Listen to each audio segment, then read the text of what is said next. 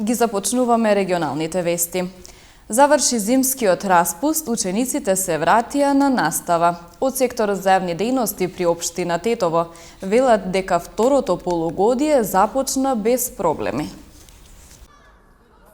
По 3-неделен зимски распуст учениците денеска се вратија во училишните клупи за второто полугодие од учебната 2019-2020 година. Наставата започна без проблеми во училиштата во општина Тетово, велат од секторот за јавни дејности, од каде додаваат дека интензивно се работело на подобрување на условите за време на зимскиот период. Училиштата се снабдени со грејење, немаше никакви дефекти во грејењето на училиштата, во системот на грејење и дека во топли атмосфери беа пречекани учениците. Со инвестициите што се реализира по училиштава имаме подобри услови во споредба со првото полугодие во поголем дел од училиштата. Сега останува само да се фокусираме на успехот, на квалитетот и како и претходните години тетовските ученици да бидат оние кои што ќе ги земаат првите, втори и трети места на превари кои се организираат на регионално и државно ниво. Средното училиште Муша Пијаде ќе стане регионален центар за стручно образование и за обуки, додека во Мала Речица ќе се гради училиште. Објавата што е направена од страна на Министерството за образование и наука за изградба на ново училиште во Мала Речица и тендерот веќе е во постапка и со завршување на тендерската постапка ќе почнат и градежните работи во Мала Речица. Друго што е многу важно е одлуката на владата да се формира регионален центар за средно стручно образование, каде што училиште Муша Пијаде ќе премине во регионален центар за стручно образование и за обуки. Тоа ќе биде еден многу значаен потек за подвиг за Тетово и за регионот. Исто така во тоа училиште имавме инвестиции во подобрување на условите. Инаку во општина Тетово повеќе од 10.000 ученика следат настава во основно, додека 6.664 во средно образование. Основното училиште Гоце Делчев во Гостивар го започнува второто полугодие со нов покрив. Од сега во училниците повеќе нема да тече вода, при врнежина дожд и снег. По 3-неделниот зимски распуст учениците денес се вратија на училиште. Второто полугодие од оваа учебна година основното училиште Гоце Делчев во Гостивар го започна со нов покрив. Градежните активности на кровната конструкција се речиси целосно завршени. Од сега во училниците повеќе нема да тече вода при врнежи на дожд и снег. Останато е уште да се уреди ботаничката градина, која е составен дел од проектот, но за тоа ќе се почекаат подобри временски услови. Имено горниот дел е веќе покриен, така да оние стандардни проблеми кои што години наназад ги имавме со протекување веќе ги немаме.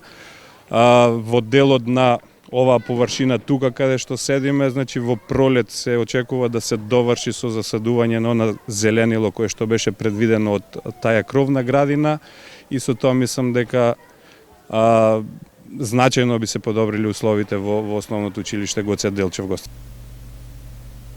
Во врска со стартот на второто полугодие, градоначалникот Арбен Таравари изјави дека наставата започнала навреме и во сите училишта на гостиварското подрачје е обезбедено грејење. Се е организирано, се е како што треба и кровот на училиштето Гоце Делчев е средено, веќе немаме услови во училиштата како што беше претходно. Планирани се одредени реновирања во следното полугодие. За жал учениците албанци пак ќе почнат без книги или со книги кои што во внатрешноста имаат содржина која што е скандалозна.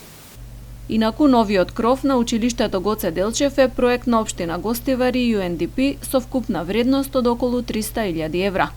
Во ова училиште настава посетуваат околу 1080 основци. На Тетовскиот зелен пазар од понеделник до недела можете да најдете народски кажано од пиле млеко, но тие што сакаат да купат еколошки производ го посетуваат пазарот во четврток, кога традиционално во градот Подшара е пазарен ден. На тротоарите пред влезот на пазарот во неколку кеси дрвени гајби, селаните од тетовските села ги нудат своите производи. Во овој период од годината и нема многу избор, но лукче, природни чаеви, домашни јајца, везени пиперки, домашно брашно, макдонос, морков се неизбежен декор на импровизираниот пазар, каде се продаваат домашните производи. Тука продаваат земјоделци од тетовските села, но и од цела Македонија. Една од нив е и Кирјана Стојановска од село Лозово Велешко. Семките, луко, ракијата, бадемите, ореите. Еве, бадеми, овија имам бадемарник, што си произведувам, наша нива лојзе, па бадемарник нагоре. Со документ, со се. Овие се кршени бадеми, еве сликај ги. Кршени бадеми. Тука одат бадемите, детово. Знаеш, се заинтересирани и тоа. Како еколошки се произведува сева што го продавате? Па ние ништо не прскаме. Селаните кои продаваат домашни производи пред тетовскиот пазар се едва и десетина. Велат дека оцелувањето си го прави своето. Никој не сака да се занимава со земјоделие, затоа и вошето и зеленчукот се произведува комерцијално во поголеми количини, што значи секој производ се третира хемиски за поголем род. Било порано се производило повеќе, ама сега последно, како што слушам и така и младите ги напуштаат работа, домашни дома напуштаат, си идат за подобро и така да тоа се запоставува малку, земјоделието се запоставува. Така. Колку еколошки ви се овие производи што се тука? Па 100% еколошки се. Овие производи све се произведуваат од земја, така да тоа е све заштитено. Земјата уште не е загадена, да речеме, кај нас. И дел од селаните се почесто се откажуваат да произведуваат еколошки производи, затоа што населението поради немаштијата се помалку ги интересира дали производот е здрав. Најважно е тој да биде со достапна цена. Па прво и најпрво треба стандардот. Стандардот е овде да нигде се засеја. Народот нема пари, што побрзо да земе плата или пензија. Други давацки така опаѓа. Може не го интересира дали еколошки само и ќе се определи на она нешто друго што поевтина. Тие работи се таки кај нас сега за сега. Голем дел од еколошките производи на Шар планина исто така се неискористени, како дивите јагоди, боровинката и природните чаеви кои ги има во изобилство од рана пролет до доцна есен. Во Гостивар пред љубителите на убавиот пишан збор беше промовирана новата стихозбирка од поетот Лузим Хазири. Книгата содржи 50 песни со различна тематика и мотиви. Гостиварецот Лузим Хазири ја промовираше својата нова поетска книга под наслов Тестамент од свила. Стихозбирката е на албански јазик и содржи 50 песни кои авторот ги пишувал во изминатите 15 години. Може би е нешто ново за тие што ме знаат, што ме читале до сега, но ценам дека сепак тоа е авторот после 15 години кој станува посвесен, кој станува помудар, кој станува пораката произлегува од самиот наслов, Тестамент од свила, значи луѓе обично се насочени кон тоа дека тестаментиве треба да имаат некое богатство, материјално богатство, на авторот не му останува ништо друго, никакво друго богатство, него неговата душа пренесена преку свилените стихови. Издавањето на книгата е реализирано со поддршка на Министерството за култура, а во изработката на дизајнот учествуваа Дона и Таби Хазири. Лузим Хазири е роден 1962 година во Гостивар. Автор е на 5 збирки поезија, како и на книги со есеи и колумни.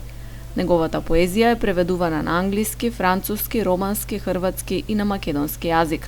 Со своји стихови е застапен во многу домашни и странски антологии. Активен е на полето на заштитата на човековите права, а работи и како новинар.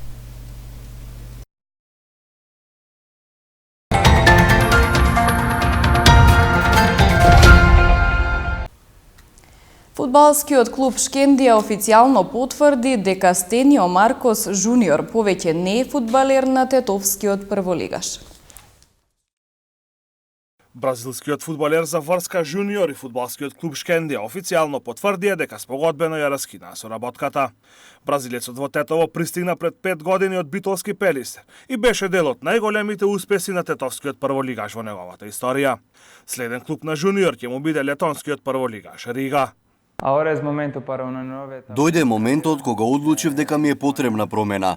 Мојата кариера ќе ја продолжам во Летонија. Во Шкендија поминав прекрасни 5 години, во кои освоив и 3 трофеи. Сакам да се заблагодарам на соиграчите, тренерите и на раководството на Шкендија. Благодарност и до публиката и сите тетовци кои ме поддржува и бодрија изминатиот период. Жуниор во 5 години, додека го носеше дресот на Шкендија, одигра вкупно 196 надпревари и постигна 45 погодоци за тетовските црвено-црни.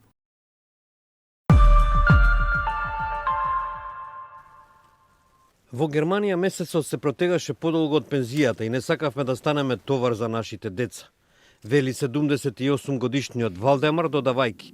Ich kann zu jeder Zeit ins Restaurant gehen, was ich in Deutschland nie konnte. Brauche nicht zu fragen, kann alles das kaufen, was man braucht, ohne erst in den Geldbeutel schauen zu müssen. Einkaufen ohne Sorge, ohne zu sagen, wir können es uns heute nicht leisten. Super. И додека тие своевремено беа што би се рекло пионери и селеници, сега се дел од она што полека станува диаспора. Откако заминаа, германската економија просперираше, привлекувајќи голем бранд мигранти. Врвот на тој бранд беше во 2015 година, кога милион мигранти влегоа во Германија. За тој период пак многу германски пензионери, притиснати од малите приходи за германски услови, решија да заминат во обратна насока.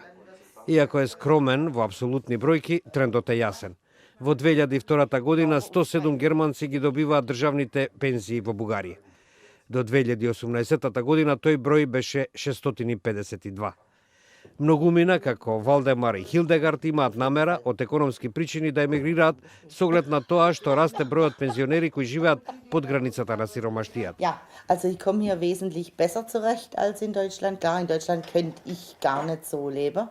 Es wäre nicht möglich. In Deutschland könnte ich überleben, aber nicht leben. Und deswegen, nein, käme überhaupt gar nicht in Frage, wieder zurückzugehen. Сирако во селото каде што живеат Валдемар и Хилдегард привлече и други постари германци. Во исто време голем дел од помладите бугарски жители заминале да работат во Германија.